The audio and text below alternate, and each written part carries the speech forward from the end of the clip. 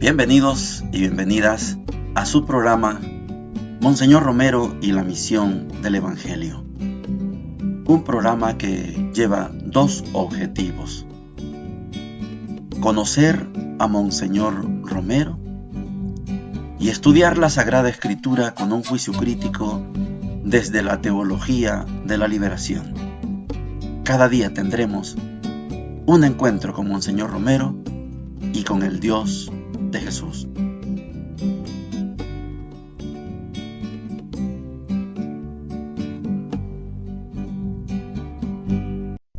Hola, ¿qué tal? Este es su programa Monseñor Romero y la misión del Evangelio. Estamos en el sábado de la semana número 21. Es el día último del mes, 31 de agosto. Se nos acabó el mes y se nos acaba también el Evangelio de Mateo. Quiero concentrarme en la primera parte con Monseñor Romero en dos aspectos. El primero de ellos es que ya está en el país el doctor Lara Brown, el delegado de los Estados Unidos, del Consejo Nacional de Iglesias, a donde Monseñor había sido invitado allá en Nueva York. Está en el país y Monseñor usa una estrategia muy sabia que hace que el doctor Lara Brown venga y conozca con sus ojos, conozca la realidad. Hay una reunión por aquí, ahí va el doctor Lara Brown. Hay una salida para allá, allá va el doctor Lara Brown. Como que Monseñor Romero no le enseña, no le demuestra, no le instruye con palabras, sino le instruye llevándolo a los lugares, para que el doctor Lara Brown hable con el pueblo. No solo hable con Monseñor. Cuando lo invitaron a Nueva York, Monseñor iba a ir a hablar allá. Pero aquí, al venir el doctor Lara Brown, no solo vino a escuchar a Monseñor Romero, sino el doctor Lara Brown escuchó al pueblo. Este es el primer aspecto. Me gusta que Monseñor tenga esta habilidad pedagógica, estratégica, de que el mundo de Monseñor Romero no solo lo conozca Monseñor, sino lo conozcan quienes vienen a visitar. Esto es lo primero. Lo segundo es que Monseñor acompaña al pueblo, a este pueblo de Chalatenango, como pueblo repoblado. Más de 1000 familias que fueron desplazadas de sus tierras porque al gobierno se le ocurrió hacer una presa hidroeléctrica. Entonces produjeron una inundación y a todos los inundados les dijeron: van a dejar esa tierra y se van para la otra tierra. No es fácil para un campesino dejar su tierra y moverse a otra, a comenzar otra historia. Y Monseñor también acompaña a eso que se llaman repoblados. La gente repoblada, la que quitaron de aquí y la mandaron para allá. ¿Qué historias hay en cada una de esas familias? Yo allá tenía mi vaquita, es que ahí había sembrado un árbol que mi abuelo, y ahora van a comenzar todo de nuevo. Esta es la vida en la que se mueve el segmento de hoy. Oigamos a Monseñor. Sábado 17 de noviembre. En el hospital tuve una entrevista de un periodista holandés. Después fui a Santa Tecla, en la parroquia del Calvario. Tuvimos una reunión de vicaría a la que asistió el doctor Lara Brown y participó elogiando la labor pastoral de nuestra arquidiócesis. Yo les expuse la carta pastoral, que fue tema de la reflexión en grupos, y luego en el plenario sacamos conclusiones muy prácticas como servicio de la Iglesia al momento actual de nuestro país. Las carmelitas llegaron a exponerme situaciones de su propia congregación que tratamos con bastante comprensión. Por la tarde fui a celebrar la Santa Misa a la reubicación de Chalatenango. 1000 familias están reubicadas en los 3 grupos de aquella reubicación y asistieron una gran cantidad. En la mañana, entrevista con un periodista holandés. Por la mañana fui a la iglesia del Calvario de Santa Tecla, donde se reunían los sacerdotes, las religiosas y laicos de la Vicaría de la Libertad. El tema central fue la exposición de mi 4ª carta pastoral, que luego reflexionaron en grupos y concluimos en una plenaria con aplicaciones muy prácticas a la vida pastoral de aquella vicaría. Participó el doctor Jorge Lara Brown, que ha venido de Estados Unidos, trayendo un mensaje a nuestra arquidiócesis de parte del Consejo Nacional de Iglesias. Por la tarde fui a celebrar la Santa Misa a la reubicación de Chalatenango, donde cerca de 1000 familias han sido establecidas después de haber perdido sus tierras y sus casas en la inundación del Cerrón Grande. La fiesta que celebran hoy es la de Santa Teresa, que era patronal en su antiguo cantón, ahora inundado. También aquí el doctor Lara participó en la homilía y hubo una acogida y una convivencia muy cordial con aquellos cristianos que se expresaron después de misa en testimonios muy hermosos a través del micrófono. Llegamos a la sección de la palabra de Dios para este último día de agosto, y también, vamos a decirlo, es el sábado de la semana 21 del tiempo ordinario, y hoy damos por finalizado el Evangelio de Mateo. El día lunes nos amanecemos ya con otro Evangelio, que es el último que nos queda. Nos corresponde estudiar el Evangelio de Lucas. Vamos a fijarnos en estas lecturas. La primera, estamos estudiando la primera carta a los Corintios. Hemos explicado que no es la primera, pero la primera se perdió, entonces esta carta, que es la segunda, y es una carta de respuesta a las inquietudes que produjo la primera, estamos estudiándola como primera carta a los Corintios, y hemos dicho que esta sí es una carta de San Pablo. Aquí hay detalles que son innegables de que son de San Pablo, y hoy vamos en esta lectura como a entrar ya en el nudo, en el punto central que San Pablo toca en la primera carta a los Corintios. Primera carta a los Corintios, capítulo 1, versículos 26 al 31, y dice lo siguiente: fíjense en su asamblea, no hay en ella muchos sabios en lo humano, ni muchos poderosos, ni muchos aristócratas, todo lo contrario. Lo necio del mundo lo ha escogido Dios para humillar a los sabios, y lo débil del mundo lo ha escogido Dios para humillar el poder. Aún más, ha escogido la gente baja del mundo, lo despreciable, lo que no cuenta, para anular a lo que cuenta, de modo que nadie pueda gloriarse en presencia del Señor. Por Él, ustedes son en Cristo Jesús, en este Cristo que Dios ha hecho para nosotros, sabiduría, justicia, santificación y redención. Y así como dice la Escritura, el que se gloríe en el Señor. Palabra de Dios, te alabamos, Señor. No es fácil ponerse a hacer una reflexión sobre este trozo de la primera carta a los Corintios. Apenas estamos en el capítulo 1.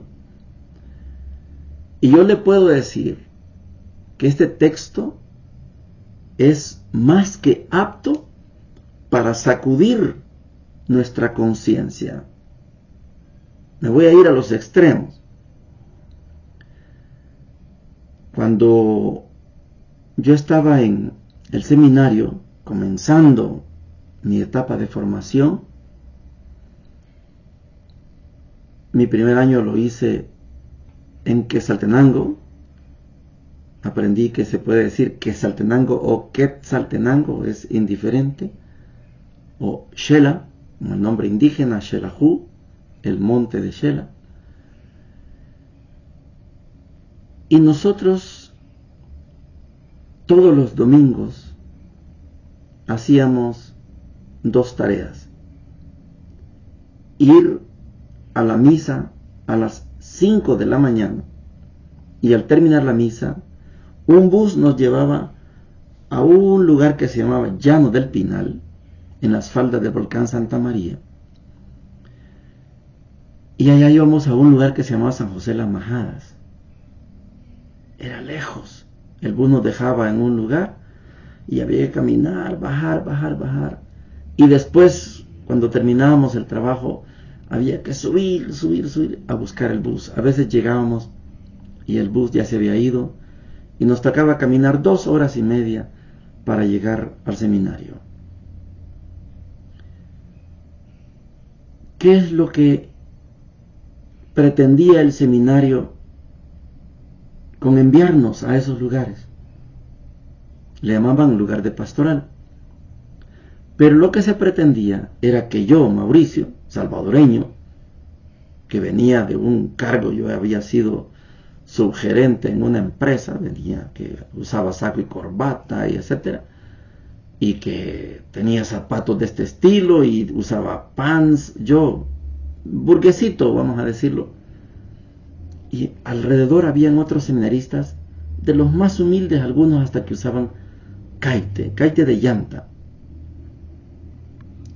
Y la misión era que yo entendiera cómo vive la fe y cómo viven en la realidad aquellos campesinos de esas comunidades. Cómo oraban, cómo cantaban, cómo se respetaban. Yo no iba a predicarles, no era esa la misión, yo no sabía nada. La misión era que yo contemplara cómo viven, cómo se respetan. Se ponían borrachos. Bueno, ¿por qué se ponían borrachos? Y era todo un año. Y después, en el seminario, el sacerdote nos reunía. ¿Cómo les fue? ¿Qué vieron? Pasado el tiempo, ya sabíamos un poquito de Biblia, ya nos habían dado alguna instrucción. 2, 3 años después, ya nos mandaban a otra comunidad. Ya nos vinimos a Zumpango, a la parroquia Zumpango, Zacatepeques. La casa estaba en Manzanales. De ahí viajamos a otro lugar, San José, ya no San José La Majada, sino San José Yalú. Pasaban por Santa Marta, por San Rafael Los Arados, y hasta allá en Yalú. ¿Y cómo era? ¿Cómo era la comunidad? Ahí sí ya nos daban un tema. Hoy vamos a hablar sobre la paz. Ya pasaba uno la semana preparando el tema. Igual nos correspondía ver cómo se comportaban, qué hacían, cómo entendían ellos la fe, cómo hablaban. Y esta primera carta a los Corintios, da la razón de que los formadores, los sacerdotes, le hagan eso, nos hagan eso a los que estamos iniciando la formación, para que no perdamos de vista que Dios escoge lo sencillo para desafiar lo populoso, lo suntuoso, no sé. Y entonces usted puede tener su propia experiencia cuando va a algún pueblo. Si puede, aunque no sea católico, si puede, vaya a una misa. Mejor si es la de la madrugada. A la madrugada le dicen la misa de los madrugadores, porque generalmente viene la gente de los cantones. Porque ellos vienen a la misa y después van al mercado para regresar a sus casas. Si va a un pueblo, puede ir a una misa temprano y va a ver qué gente, cómo vienen, cómo ponen atención, cómo celebran. Puede ser un culto. pero los cultos generalmente son más uniformados. La misa, como el que habla solamente es el Padre, usted no va a ir a ver al Padre, vaya y vea a la gente. Y se va a dar cuenta del contraste, que la gente más sencilla, la más humilde, es la más fervorosa, la que más pone atención, la que más vive la misa. Yo tengo un gran deseo de ir, pronto espero estar por allá, en San Andrés Xecul, en Quetzaltenango. Era de las misas que más me gustaban, y porque tengo amistades por ahí cerca, dicen que el ambiente se mantiene. Igual cuando vamos en turismo, vamos a Santiago, a Titlán, me gusta ir a la misa porque se ve ese espíritu de la gente sencilla. Es que San Pablo tuvo la experiencia en Corinto de que en esa ciudad cosmopolita, esa ciudad llena de progreso, seguramente llena también de dinero, la gente que más acogió el Evangelio es la gente sencilla.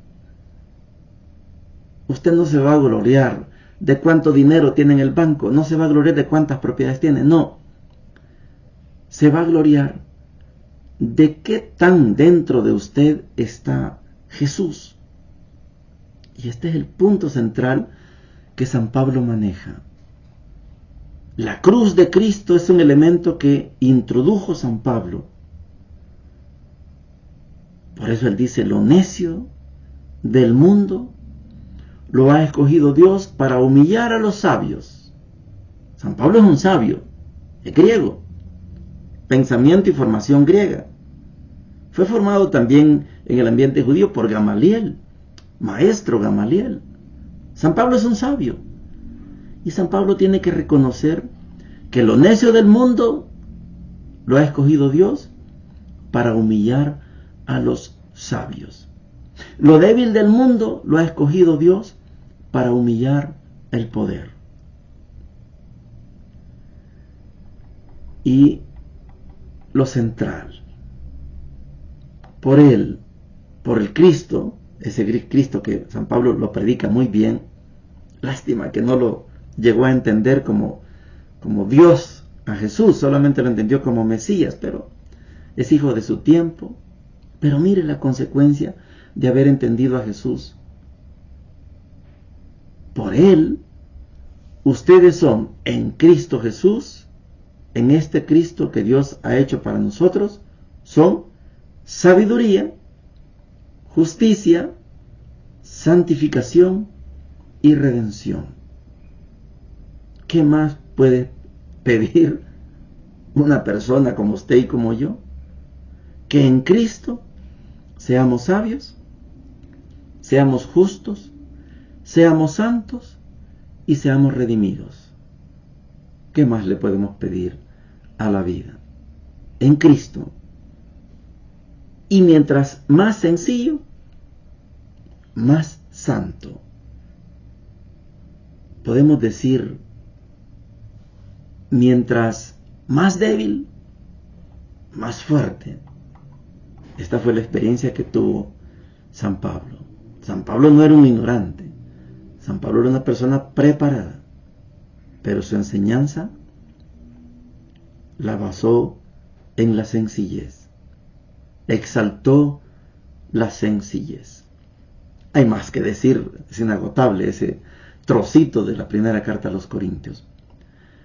Tenemos que ir al Evangelio de Mateo, a decirle adiós al Evangelio de Mateo. Tenemos el capítulo 25, versículos del 14 al 30, y dice lo siguiente. Jesús dijo a sus discípulos esta parábola. El reino de los cielos es también como un hombre que al salir de viaje llamó a sus servidores y les confió sus bienes. A uno le dio 5 talentos, a otro 2, y uno solo al tercero, a cada uno según su capacidad, y después partió. Enseguida, el que había recibido 5 talentos fue a negociar con ellos y ganó otros 5. De la misma manera, el que recibió 2 ganó otros 2. Pero el que recibió 1 solo hizo un pozo y enterró el dinero de su señor. Después de un largo tiempo, llegó el señor y arregló las cuentas con sus servidores. El que había recibido los 5 talentos se adelantó y le presentó otros 5. Señor, le dijo, me has confiado 5 talentos y aquí están los otros 5 que he ganado. Está bien, servidor fiel, servidor bueno y fiel, le dijo su señor. Ya que respondiste fielmente en lo poco, te encargaré de mucho más. Entra a participar del gozo de tu señor. Llegó luego el que había recibido 2 talentos y le dijo, Señor, me has confiado 2 talentos, aquí están los otros 2 que he ganado. Está bien, servidor bueno y fiel, ya que respondiste fielmente en lo poco, te encargaré de mucho más. Entra a participar del gozo de tu señor. Llegó luego el que había recibido 1 solo talento. Señor, le dijo, sé que eres un hombre exigente, cosechas donde no has sembrado y recoges donde no has esparcido. Por eso tuve miedo y fui a enterrar tu talento. Aquí tienes lo tuyo. Pero el Señor le respondió, servidor malo y perezoso, si sabías que cosecho donde no he sembrado y recojo donde no he esparcido, tendrías que haber colocado el dinero en el banco, y así, a mi regreso, lo hubiera recuperado con intereses. Quítenle el talento para dárselo al que tiene 10, porque a quien tiene, se le dará y tendrá de más, pero el que no tiene, se le quitará aún lo que tiene. Echen afuera, a las tinieblas, a este servidor inútil. Ahí habrá llanto y rechinar de dientes. Palabra del Señor, gloria y honor a ti, Señor Jesús. Estamos en el Evangelio de Mateo, la parte final, en el discurso escatológico. Estamos en el capítulo 25, versículos del 14 al 30. Solo queda un trozo del capítulo 25, que es del 31 al 44, que es el juicio final. Pero esto la iglesia lo reserva para el día de la fiesta de Cristo Rey, por allá por el 30-28 de noviembre. Vamos a tener la reflexión de este juicio final.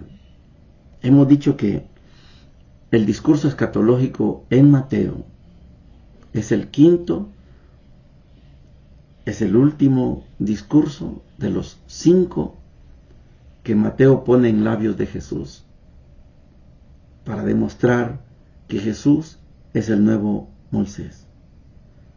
Este discurso escatológico habla de lo último que va a suceder. Capítulo 24 demuestra cómo van a ser los acontecimientos. Habrá truenos, relámpagos, rayos, todo lo que usted se imagina, de 2 que están moliendo, uno se queda, uno se va. Eso lo describe el capítulo 24. Entonces, el discurso escatológico tiene 3 segmentos. Primero, lo que va a acontecer en los últimos tiempos. Segundo, hay un llamado a la vigilancia, a estar atentos. Y tercero, el juicio, que no lo vamos a leer, sino que se lee hasta que llegue la fiesta de Cristo Rey. Lo que tenemos ahora es el equivalente a la parábola aquella de los trabajadores de la viña. A unos los llamó al comenzar la mañana, a otros a media mañana, a otros a mediodía, a otros a media tarde y a otros al final de la tarde. ¿Cuánto les pagó a todos? 1 denario. 1 denario significa el jornal de un día con el cual puede mantenerse a la familia. Y aquí, en esta parábola, el rey, como estamos en Mateo, el rey se retira y deja encargados a 3. A uno le da 5 talentos, a otro 2 y a otro 1, cada cual según su capacidad. Esta figura de Mateo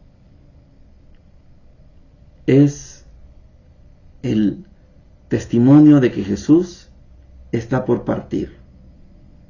El nuevo Moisés ya está listo para irse. Claro que falta el capítulo 26, claro que falta el 27, claro que falta el 28, pero es que allí es donde a Jesús lo prenden, lo meten preso, lo juzgan y lo matan y resucita. Aquí está la despedida de Jesús. La palabra talento es una moneda de mucho valor. Imagínese usted, puede ser $10,000 en aquella época, pero puede ser ahora 10 millones.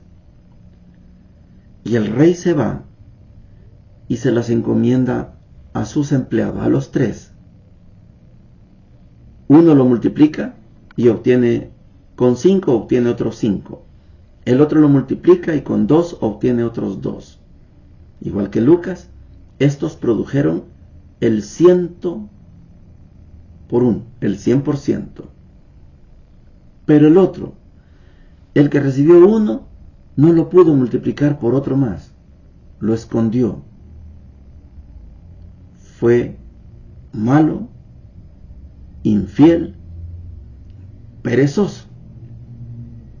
Los primeros 2 demostraron que pueden administrar el reino.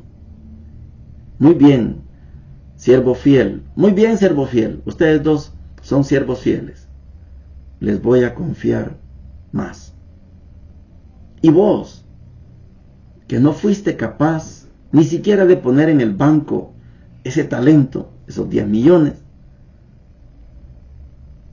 te lo vamos a quitar y se lo vamos a dar al que tiene capacidad de administrar. Y a vos te vamos a tirar a las tinieblas. ¿Cuál fue el delito? El delito es no administrar. No pudo administrar. No pudo multiplicar. No estás preparado para administrar mi reino. Te vas a las tinieblas. Te vas al infierno. Porque el reino de Dios necesita administradores. Administradores que multipliquen. En relación a la primera carta a los Corintios, administradores que aprendan de lo sencillo, porque el sencillo Dios lo exalta, porque el humilde Dios lo eleva, porque al pobre, etc. Administrar el reino no es de cualquiera.